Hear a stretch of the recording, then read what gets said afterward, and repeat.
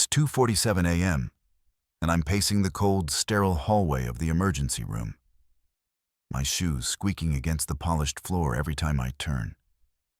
The air smells like bleach and worry. And all I can hear is the steady beep of the machines fighting to keep my son alive.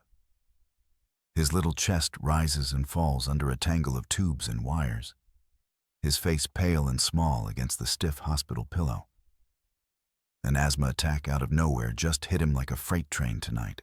I stare at the screen, waiting for those 3 little dots to show she's typing back. They come finally, and her reply hits me like a punch to the gut. I'm with my parents. We're boarding a flight. I told you I'm busy. Busy? Busy. My son's fighting for every breath, and she's too busy. I feel the heat rising in my chest, but I swallow it down and type again, my fingers fumbling over the keys. Our son is in the ER. I hit send and wait, staring at the glowing screen like it's my lifeline. Her next message comes quick, and it's worse than I could have imagined. He'll be fine. Don't guilt trip me. I read it once, then twice, because I can't believe the words are real. Guilt trip her. My boy's hooked up to machines, and she thinks this is about her feelings. I drop the phone onto the plastic chair next to me and press my hands against my face, trying to hold myself together. The beep of the monitor fills the silence, steady but weak. And I look through the glass at Lucas, his dark hair plastered to his forehead with sweat. He's 6 years old, and he's all I've got. Rachel's words echo in my head. He'll be fine. Like she's dismissing him, dismissing us. I've always known she's selfish. But this is a new low. I pick up the phone again, thinking maybe I'll call her, scream at her, beg her to care, but what's the point? She's on a plane sipping wine with her parents while I'm here alone, watching our son fight. The doctor comes out then, a tired L-looking woman with gray streaks in her hair, and she tells me he's stabilizing, but it's still touch and go. I nod, my throat too tight to speak, and she pats my shoulder before walking away. I sit down hard, the chair creaking under me, and stare at Lucas through the window. He's so small, so fragile, and I'm terrified I might lose him tonight. Rachel doesn't even know how close it was, how close it still is. I think about her last text, those cold, careless words, and something inside me snaps. Not loud, not dramatic, just a quiet break, like a wire stretched too thin, finally giving way. I've been carrying her, carrying us for years. Her moods, her demands, her family's endless needs. And now, when it matters most, she's not here. She doesn't want to be here. I lean my head back against the wall, the fluorescent lights buzzing overhead, and I realize I'm done begging her to care. I'm done pretending she's the wife I need or the mother Lucas deserves. The machines keep beeping, and I keep watching. And in that lonely, endless moment, I know things are going to change. I don't know how yet, but they have to for me, for him. Because if she can't see what matters right now, then maybe she never will. And I can't live with that anymore. I can still hear the echo of the machines in my head, that weak little beep that kept me up all night in the ER. The doctor said it was close, too close.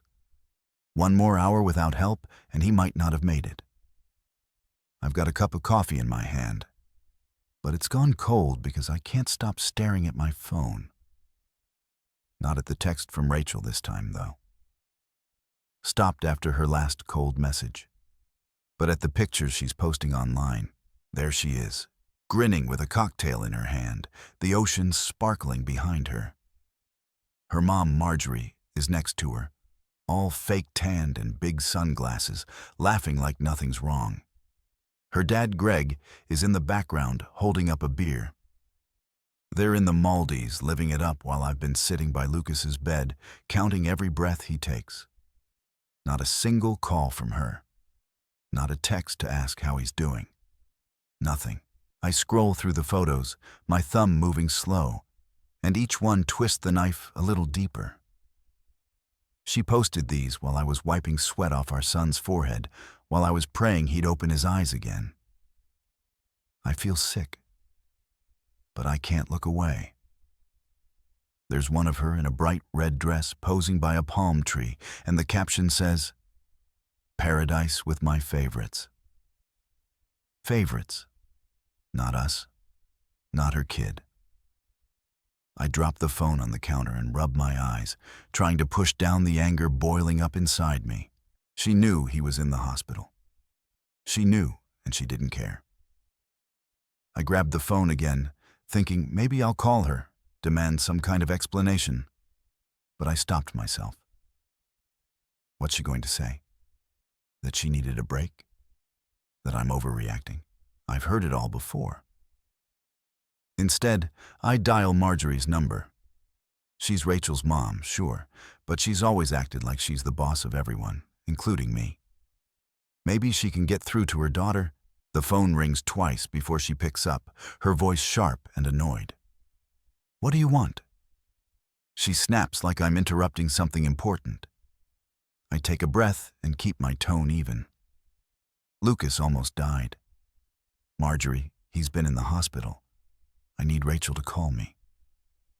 There's a pause, and then she laughs. A short, nasty sound that makes my skin crawl. "His life doesn't matter," she says. "He's just dramatic like his father." I freeze, the phone pressed hard against my ear. Did she really just say that about my son? About her grandson?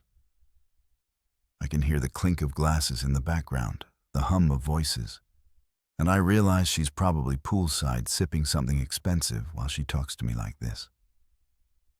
"Marjorie," I say, slow and quiet. "He couldn't breathe.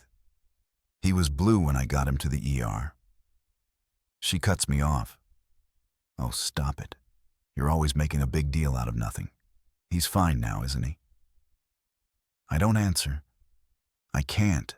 My hand tightens around the phone until my knuckles turn white, and I hang up without another word. That's it. That's the last straw. I look over at Lucas on the couch, his little chest moving up and down under the blanket, and I feel something shift inside me. They don't care. Not Rachel, not Marjorie, not Greg. They're out there laughing, drinking, posting their stupid pictures while I'm here picking up the pieces. I set the phone down and walk over to him, kneeling beside the couch. His face is peaceful now, but I can still see the fear in his eyes from that night. The way he looked at me like I was the only one who could save him. And I was. I am. I brush his hair back, my fingers shaking a little, and I make a promise to myself right then and there. They don't get to do this anymore. They don't get to treat us like we're nothing, like we're just here to fund their vacations and take their crap. I stand up, my jaw tight, and glance back at the phone. Those pictures are still there, mocking me, but they don't matter now. What matters is Lucas, and keeping him safe and making sure he knows he's got at least one parent who'd moved mountains for him. I don't know what I'm going to do yet, but I know I'm done. Done with Rachel, done with her family, done pretending this is okay. I pick up my coffee, dump it in the sink, and start over. Fresh pot, fresh start. Just me and my boy. I'm sitting in my home office tonight, the desk lamp casting a dim yellow glow over the stacks of papers and the laptop screen in front of me. Lucas is asleep down the hall, his soft snores drifting through the baby monitor I still keep on, even though he's 6. The house is quiet except for the hum of the heater kicking on, and I'm staring at a spreadsheet that's been my life for the last 10 years. Every line is a piece of me. Money I've earned, money I've spent, Money I've handed over to keep Rachel and her family happy. I'm not just a father, not just a husband. I'm the financial head of this whole messed up household. And I've been carrying them all on my back like a fool. Rachel's car payment, me, Greg and Marjorie's mortgage on that overpriced house they can't afford. Me. The vacation fund they dip into every time they want to jet off somewhere sunny. All me. I leaned back in the chair, the leather creaking under me, and rubbed my face with both hands. It's been 3 days since Lucas got out of the hospital. 3 days since Rachel told me not to guilt trip her. 3 days since Marjorie said, "My son's life doesn't matter." I've been replaying those words in my head over and over, and every time they hit me harder. They don't care about us. They never have. They just care about what I can give them. I look at the numbers again. Thousands of dollars every month, funneled into their hands like I'm some kind of ATM. Greg's landscaping business went under years ago, but I've been propping it up with loans he never pays back. Marjorie calls them gifts, says I owe it to them for putting up with me. Rachel just smiles and asks for more new clothes, spa days, plane tickets, and I've done it. I've paid for it all, thinking it's what you do when you love someone. But love? This isn't love. This is them sucking me dry while my son almost died alone. I sit up straight, my heart pounding a little faster now, and I grab my phone. My fingers hover over the screen for a second. But then I start dialing. First call is to the bank. It's late, but I've got the after-hours number for emergencies, and this feels like one. A sleepy-sounding guy picks up, and I tell him I want to cancel the automatic payments on Greg and Marjorie's mortgage. "You sure?" he asks, like he's surprised. "Yeah," I say, my voice steady. "I'm sure it takes 10 minutes, but it's done." Next, I call the car company, Rachel's shiny SUV, the one she brags about to her friends. I tell them I'm not covering the loan anymore. Let it default. Let her figure it out. The guy on the line hesitates, but he processes it. Then I log into the credit card accounts, all in my name, all tied to my credit, and I freeze them. Every single one. Rachel's got her own card on there, and so do Greg and Marjorie. They won't know until they try to use them, and I almost smile thinking about that moment. I don't stop there. I call the phone company to Rachel's line, her parents' lines, all on my plan. I tell them to suspend service. Non-payment, I say. Even though the bill's not due yet, they don't argue.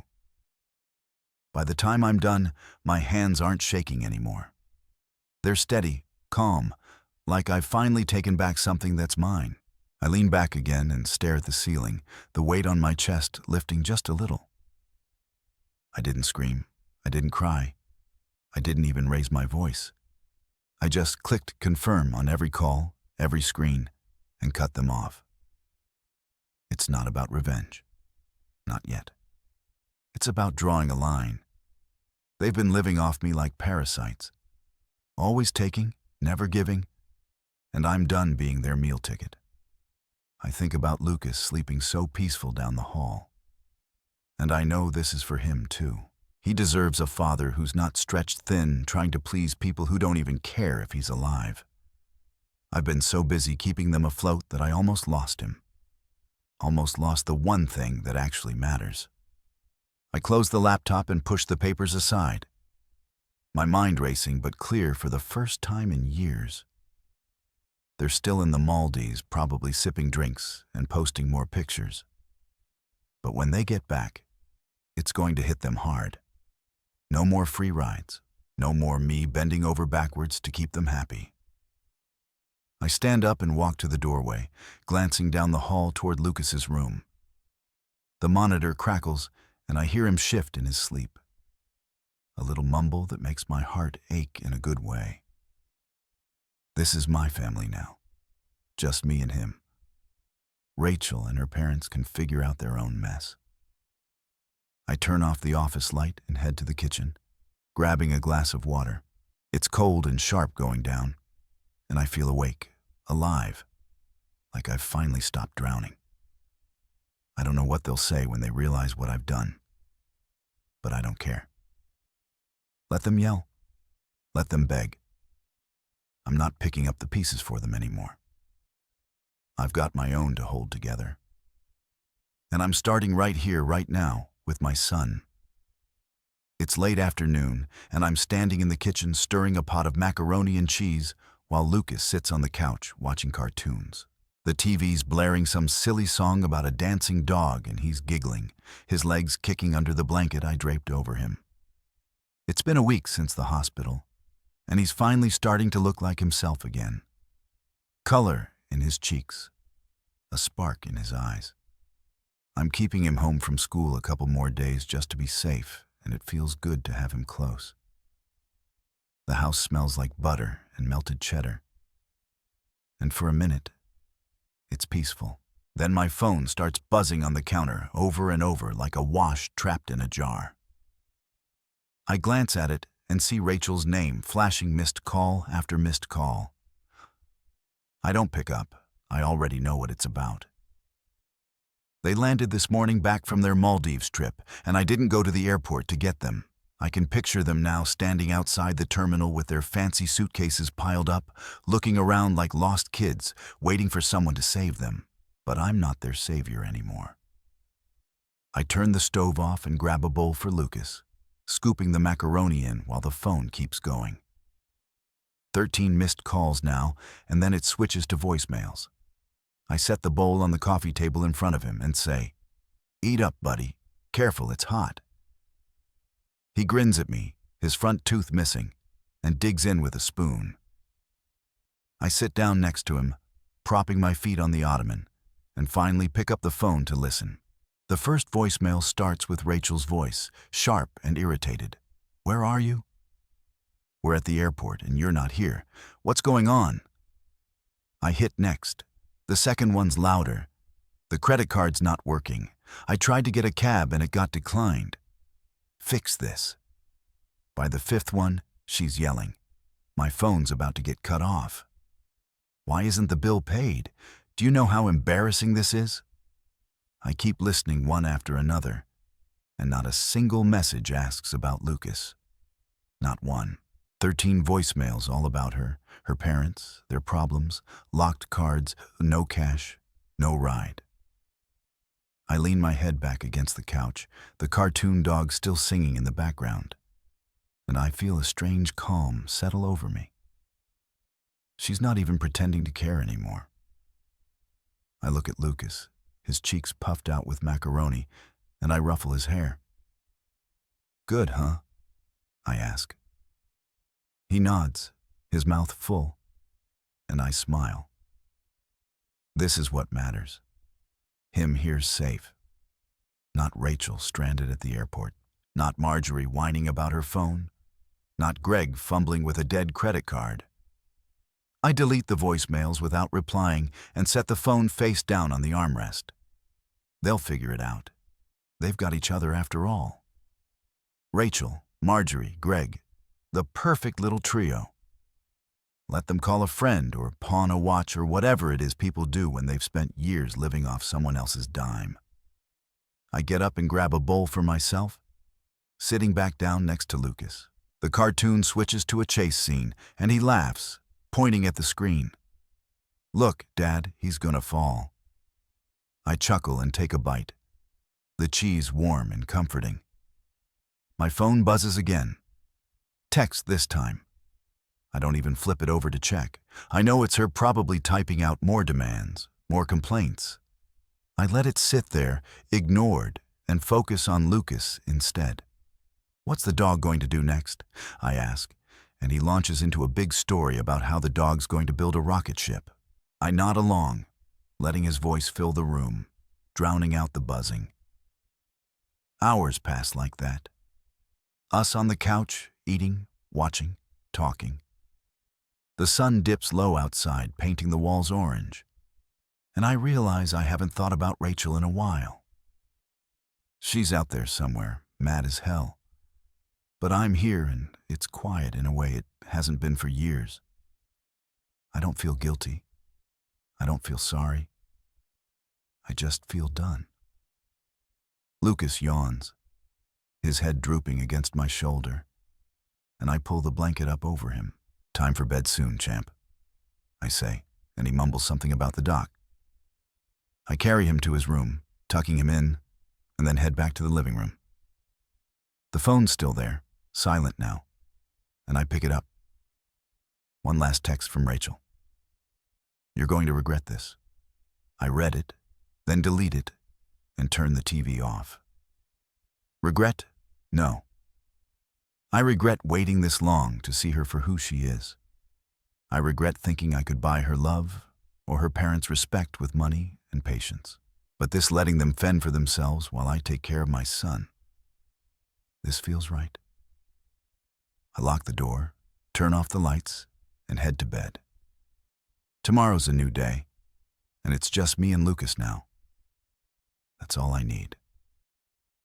It's late morning, and I'm standing on the front porch, the wooden boards creaking under my boots as I hear the car pull up.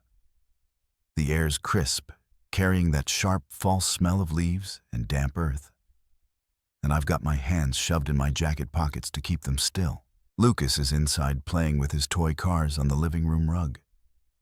The little vroom vroom sounds drifting out through the screen door. I knew this was coming, Rachel and Marjorie showing up, but it still hits me like a brick when I see them storming up the walkway. Rachel's got her hair pulled back tight, her face all sharp angles and fury, and Marjorie's right behind her, clutching her purse like it's a weapon. They don't knock.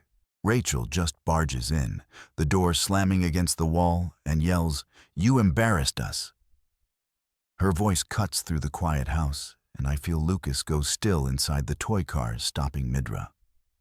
Marjorie chimes in, her tone high and shrill. "You humiliated us in front of our friends." I take a slow breath, keeping my eyes on them, and step inside after them, closing the door soft so it doesn't scare Lucas more. They're standing in the living room now. Rachel pacing like a caged animal, Marjorie glaring at me with her arms crossed. "Do you have any idea what it was like?" Rachel snaps, her hands flying as she talks. "Stranded at the airport, cards declined, phone's dead, everyone's staring at us like we're broke." I don't say anything yet. I just walk over to the coffee table, pick up the hospital bracelet Lucas wore, thin white, with his name printed in tiny black letters, and hold it out to her. "This is from the ER, I say, my voice low and steady. The night he almost stopped breathing. She doesn't even glance at it. She swats the air like I'm waving a fly away and keeps going. "You overreacted," she says, her eyes flashing. "We needed that trip. We needed a break." I feel the words sink in, heavy and cold. And I lower my hand, the bracelet dangling between my fingers. A break from what? From being a mom. From giving a damn about our kid. I look at her. Really look at her. And it's like I'm seeing her for the first time. Someone who'd rather sip cocktails than sit by her son's bed. Marjorie steps forward then, pointing a bony finger at me. "You think you're some big hero, cutting us off? You're selfish. That's what you are. We were counting on you."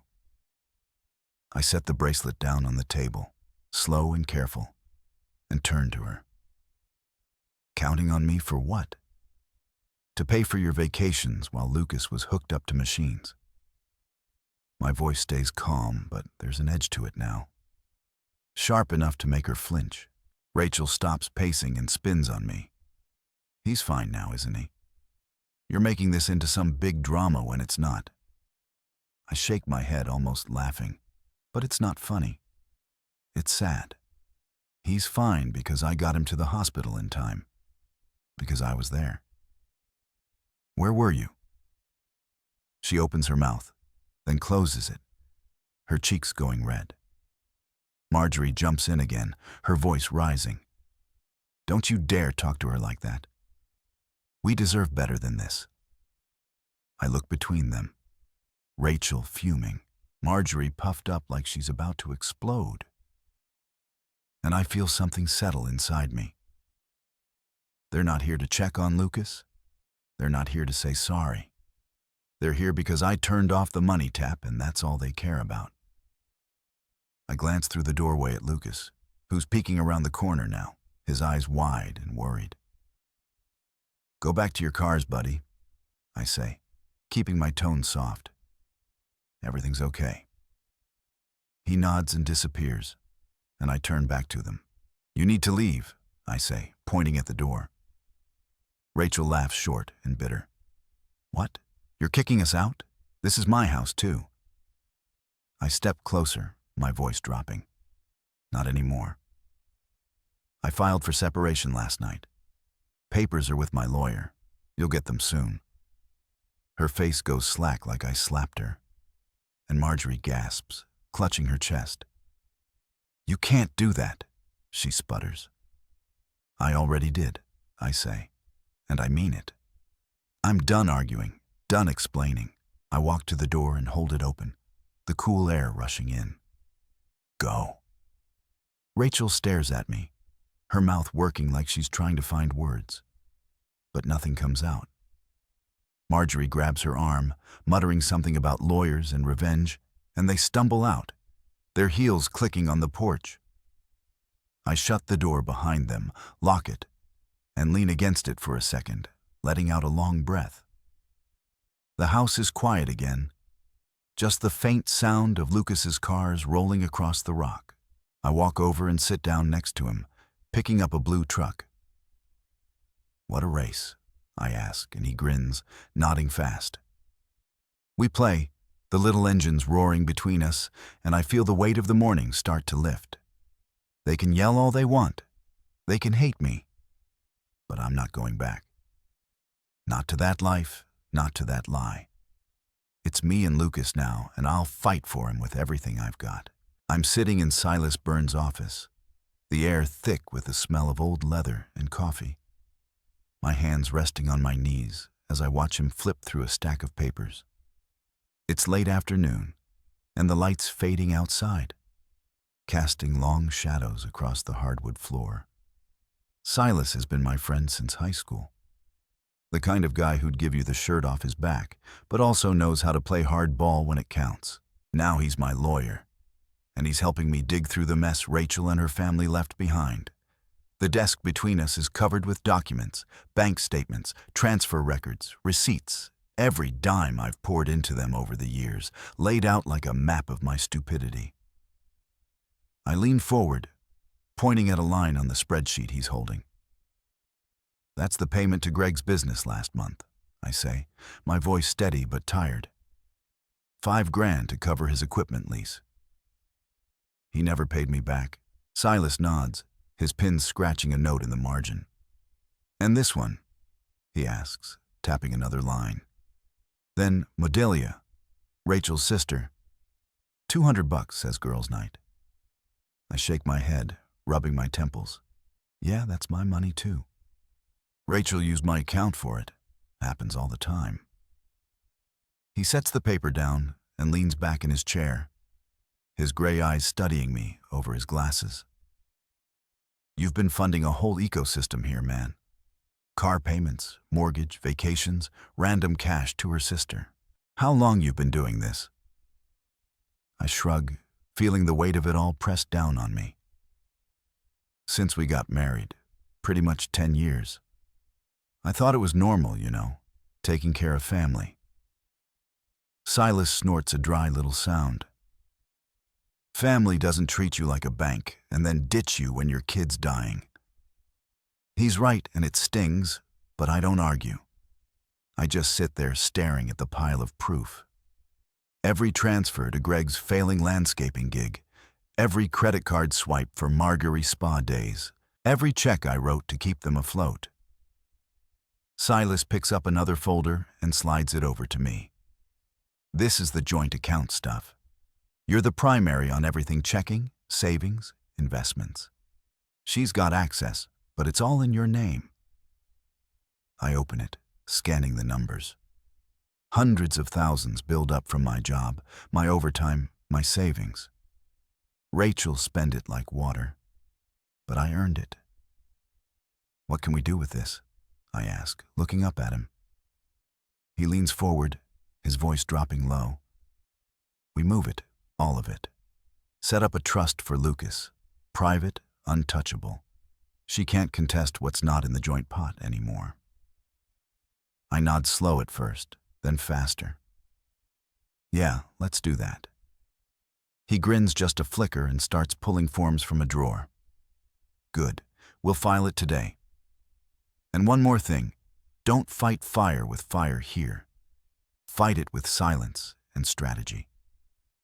Let her scream. Let her parents throw tantrums.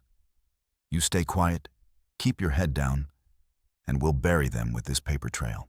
I take a deep breath, feeling a spark of something like hope, silence, and strategy. I can do that. We spend the next hour signing papers, moving money, locking it all down. Every click of the pen feels like I'm taking a piece of myself back. My work, my future, my son's future. By the time we're done, the trust is set. And Lucas's name is on it, not mine, not hers. It is now, safe from her hands. I lean back in the chair, my shoulders loosening a little. What about the separation? I ask. Silas stacks the folders neat and looks at me. Filed yesterday. Like you said, she'll get served soon. With this, he taps the financial records. She's got no leg to stand on. Emotional abandonment, negligence, plus the money angle. You're solid. I nod, staring at the desk. Solid. I haven't felt solid in years. But this feels real. I think about Rachel barging in yesterday, yelling about embarrassment, and Marjorie wagging her finger like I owe them something. They don't know what's coming. They think I'm still the pushover Hool Cave if they yell loud enough. But I'm not that guy anymore. I stand up, shaking Silas's hand. Thanks, man. I mean it. He grips my hand firm and says, You're doing the right thing for you, for Lucas. I leave the office, stepping out into the cool evening air, my breath fogging in front of me. The street's quiet, just a few cars rolling by, and I climb into my truck, resting my hands on the wheel. I don't turn the key yet. I just sit there letting it sink in. The money's gone from their reach. The trust is locked. The separation's moving. I've been quiet, like Silas said. But I've been busy too. I think about Lucas at home, probably waiting for me to make dinner. And I smile a little. He's why I'm doing this. Not for revenge, not to prove a point, just to protect him. I start the engine and pull out, the headlights cutting through the dusk. Rachel's going to lose it when she finds out, and her parents will too. But I don't care. Let them rage. I've got my son, my plan, and a stack of papers that say I'm not their doormat anymore. That's enough for now. It's Sunday morning, and I'm sitting at a long table in a busy diner. The kind with sticky menus and waitresses who call you Ha.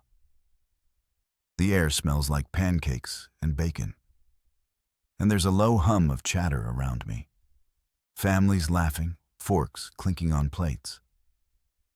Rachel's family insisted on this brunch. Said we needed to talk things through, and I only agreed because I wanted to see their faces when it all came crashing down. I'm late on purpose, walking in 15 minutes after the time they said my boots scuffing the tiled floor as I spot them across the room. Rachel's there, her arms crossed tight, her lips pressed into a thin line. Gary's next to her, fussing with her napkin, and Greg's at the head of the table, his face red like he's already mad. They've got plates of food in front of them.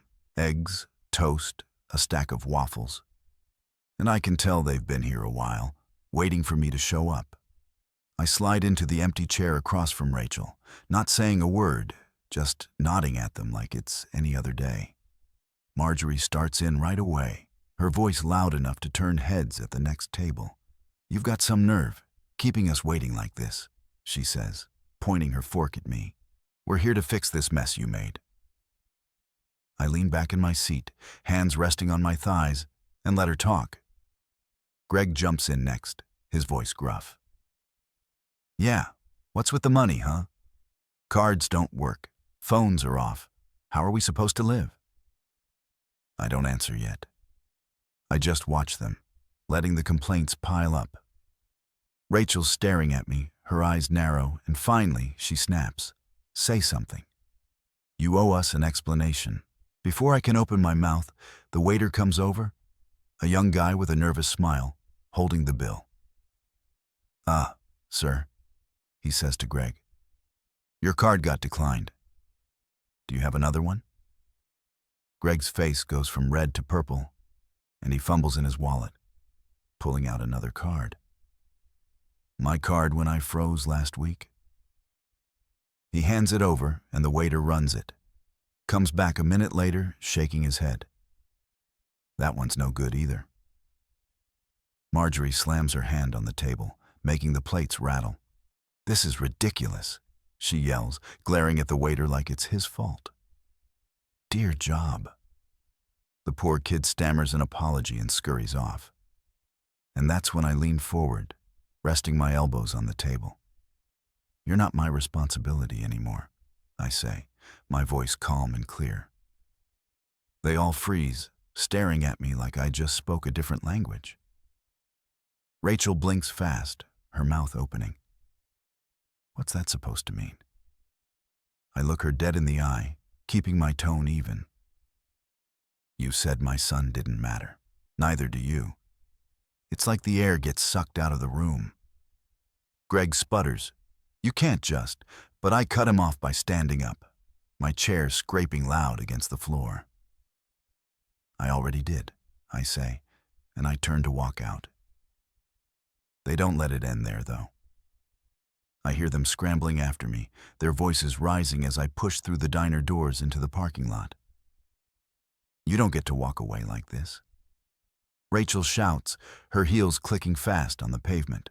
Marjorie's right behind her, yelling, "We'll sue you. You'll regret this." I stop by my truck, turning to face them, the cool air hitting my face. Greg's huffing, trying to keep up, his hands balled into fists. "You think you can cut us off and just leave?" he growls. I look at them. Rachel's furious. Marjorie's practically shaking. Greg's ready to swing, and I feel nothing. No anger, no guilt, just a quiet certainty. "Yeah," I say. Simple as that. I can, and I am. I open the truck door, but Rachel grabs my arm, her nails digging in. "This isn't over," she hisses. I pull free, gentle but firm, and meet her eyes one last time. It is for me.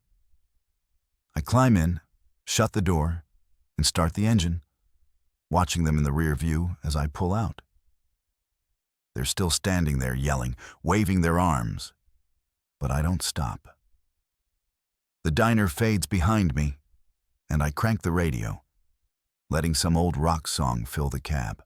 My hands are steady on the wheel, my chest lighter than it's been in years. I think about Lucas at home, probably building one of his car tracks across the living room. And I smile a little. They wanted a public scene, thought they could guilt me into backing down in front of everyone. But I'm not the one who looked small today. They did, scrambling over a declined card, shouting in a diner like spoiled kids. I don't need to fight them anymore. I've already won, not with fists or words, but with the truth. They don't matter to me, and they never will again. I turn onto the highway, the sun dipping low ahead, and head home to my boy. That's where I belong. I'm sitting in a courtroom, the wooden bench hard under me. my hands folded in my lap as I watch the judge flip through a thick stack of papers. It's a gray morning, the kind where the light barely makes it through the tall windows, and the room smells like dust and old coffee. Rachel's across the aisle, her lawyer next to her, whispering something in her ear. She's dressed up, hair perfect, like she's trying to play the part of the wronged wife. But her eyes keep darting to me, sharp and nervous. Marjorie's behind her in the gallery, sitting stiff, her face pale for once. No yelling, no pointing, just silence. I can feel the weight of the last few months in my bones. The hospital, the airport, the brunch. But I'm calm today.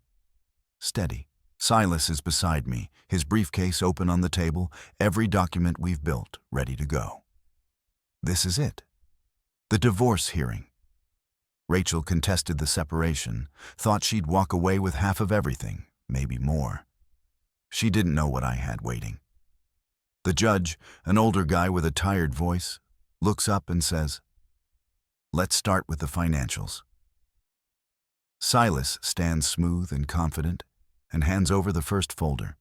"Your Honor, my client has been the sole provider for the household and extended family for over a decade. These records show payments to the respondent's parents' mortgage, her car, their vacations, hundreds of thousands, all from his income."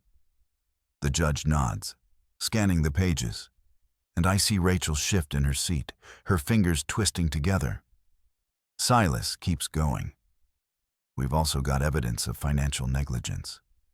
Joint accounts drained for personal use by Mrs. Rachel, transfers to her sister, funding her father's failed business, all without my client's consent." He slides another stack across, and the judge takes it, his brow creasing as he reads. I lean back a little, watching it unfold. Every late night in Silas's office, every bank statement we dug up, it's all here laid out like a story they can't rewrite. Then Silas drops the big one. "And this, Your Honor, proof of emotional abandonment. Text messages from the night their son was in the ER, nearly dying from an asthma attack. Mrs. Rachel refused to return. Told my client not to guilt trip her while she vacationed with her parents." He hands over my phone records, the text printed out clear as day. I feel a pain in my chest remembering that night. But I push it down. The judge reads them slow, his face hardening, and Rachel's lawyer jumps up, stammering. "Objection, Your Honor. This is contextual. She was under stress. The judge weighs him off. Sit down. I'll decide what's relevant." I glance at Rachel, and she's staring at the table now, her jaw tight. Marjorie's hand grips the bench in front of her, knuckles white. Silas isn't done. Finally, custody. My client has been the primary caregiver, especially during the child's recent medical emergency. Mrs. Rachel has shown no interest. Zero contact since the separation filing, no calls to check on the boy. The judge raises a hand, silencing them both, and flips through the papers again. I sit there, my heart steady, watching him. I don't need to say a word. Silas has it covered, and the truth's all there in black and white. After what feels like forever, the judge clears his throat. I've seen enough. Full custody to the father. Assets remain under his control given the trust established for the child and the respondent's financial misconduct. No alimony. Mrs. Rachel, you'll need to address the debts in your name. He bangs the gavel and it's over. Rachel's lawyer slumps, whispering to her, but she doesn't move, just stares ahead, speechless. Marjorie's frozen, her mouth open like she can't believe it. I stand up slow, shaking Silas's hand. "Told you," he mutters, a small grin tugging at his lips. Silence and strategy. I nod, feeling the tension drain out of me.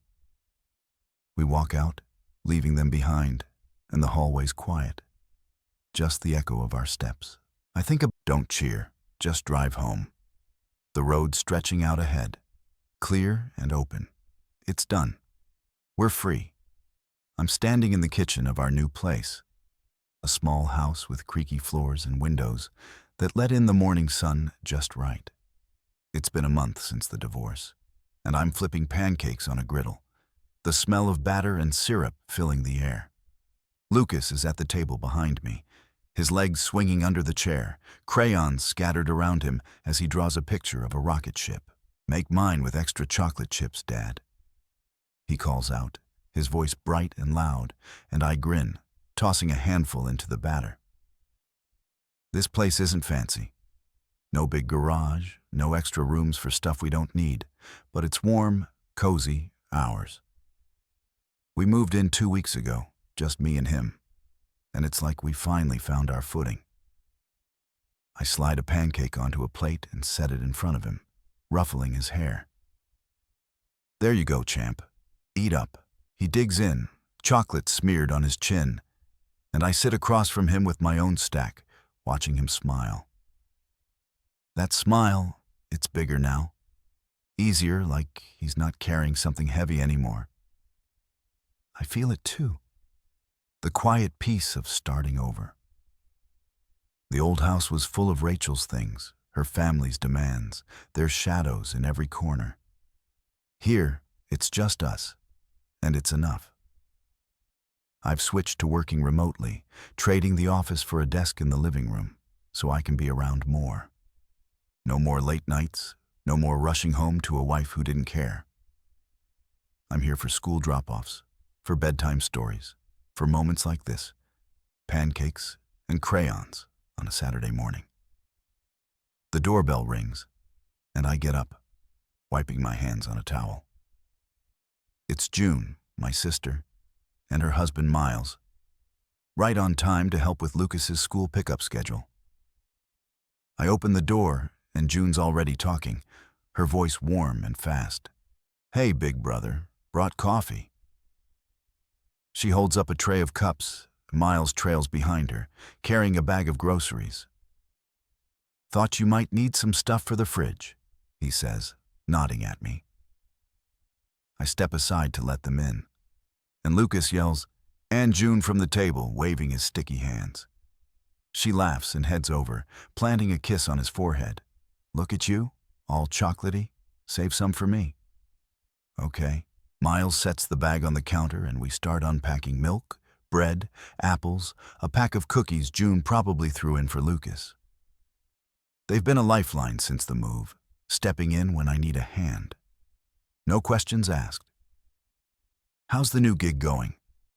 Miles asks, leaning against the counter as I pour coffee.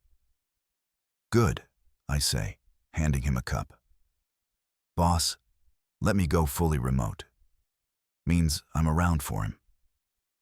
I nod toward Lucas, who's showing June his drawing now, explaining how the rocket's going to Mars. She nods seriously, asking him about the engines, and I feel a swell of gratitude. This is family, not the kind built on obligation or money, but on love, the real stuff.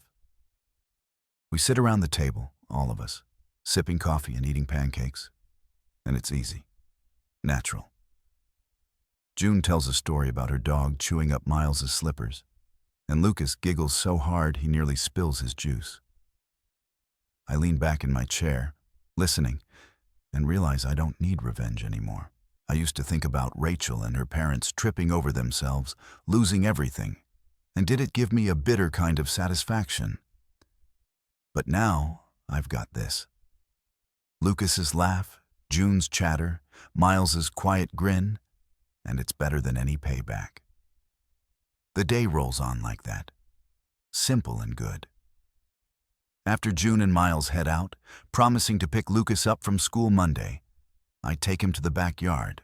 It's small. Later, we're back inside, and I'm tucking him into bed, his rocket drawing taped to the wall above his pillow. "Night, buddy," I say, smoothing the blanket over him. He yawns, his eyes half closed. "Night, Dad. Love you." My throat tightens, and I kiss his forehead. "Love you too." I turn off the light and step into the hall, leaving the door cracked. The house is quiet now, just the hum of the fridge. And I sit on the couch staring at the empty coffee cups on the table. This is it, our new normal. It's not perfect, but it's real. And it's mine. I don't need anything else. Just him. In this little life we're making, one pancake at a time. It's Lucas's 7th birthday today, and I'm in the kitchen blowing up balloons until my cheeks hurt. The living room, a mess of streamers and wrapping paper. The sun's pouring through the window, bright and warm, and I can hear him laughing outside with June's kids, chasing each other around the backyard swing set. The house smells like chocolate cake. I baked it myself, a lopsided thing with too much frosting. But he won't care. It's been a year since the divorce, a year since I cut Rachel and her family out of our lives. And today feels like a milestone, a marker of how far we've come. The table's piled with presents, new toy cars, a Lego set, a soccer ball for Miles, and I'm setting out paper plates when my phone buzzes on the counter. I glance at it, expecting June with some last-minute update, but it's Rachel. My stomach tightens just a little as I read her message. Can I see him today? I stare at the words, my thumb hovering over the screen. It's the first time she's reached out in months, maybe longer. No calls, no texts, nothing since the courtroom. And now this on his birthday, like she's entitled to pop back in. I set the phone down and lean against the counter, my hands gripping the edge. Part of me wants to ignore it, let it sit there unanswered. But I think about Lucas, about what he'd want.